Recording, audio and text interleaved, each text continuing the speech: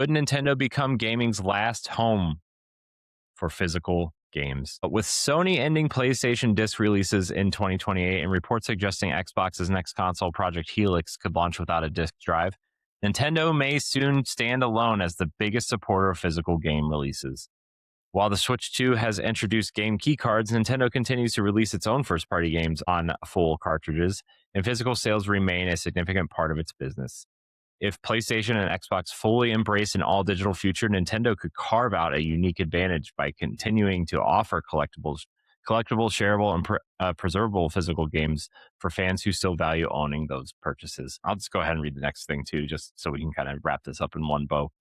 We did say Sony's decision to phase out PlayStation disc-based releases by 2028 has sparked debate about the future of physical games, but industry analyst Matt Piscatella doesn't expect Nintendo to follow suit.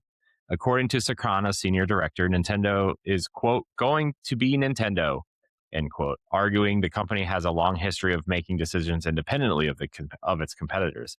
While physical game sales have steadily declined in the US over the years, Nintendo continues to perform well at retail, driven by strong Switch 2 hardware and software sales. Even with the introduction of game key cards, Nintendo appears committed to maintaining a physical presence for the foreseeable future. So I guess we could talk about this from a Nintendo perspective. But I was shocked when Sony did this. I was legitimately, I knew we were going to get to this point eventually, but I thought we were going to get at least one more generation with discs.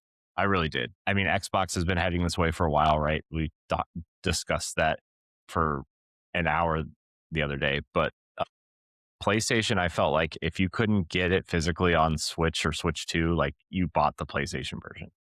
Like that was kind of the way. I think if Nintendo can figure out the game key card situation of like getting smaller carts for smaller games, which they are, I think is kind of like the assumption, right? Because we did talk about that a couple months ago.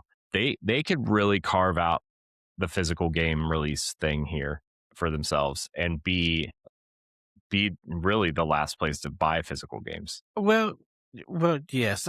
The thing about this is because they announced that, Games District is going to be cheaper on the eShop. But if you want the physical, it's going to be a little bit more.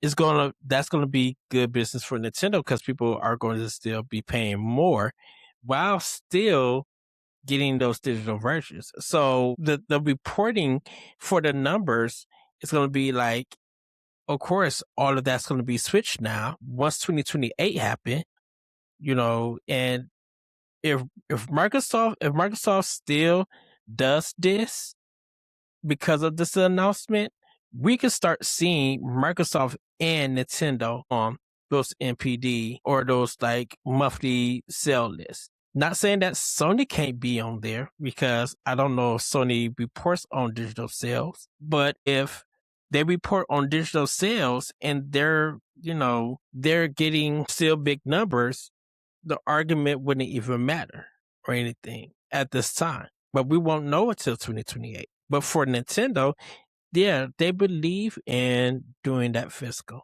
They have seen the numbers and they have seen the pre-orders for it.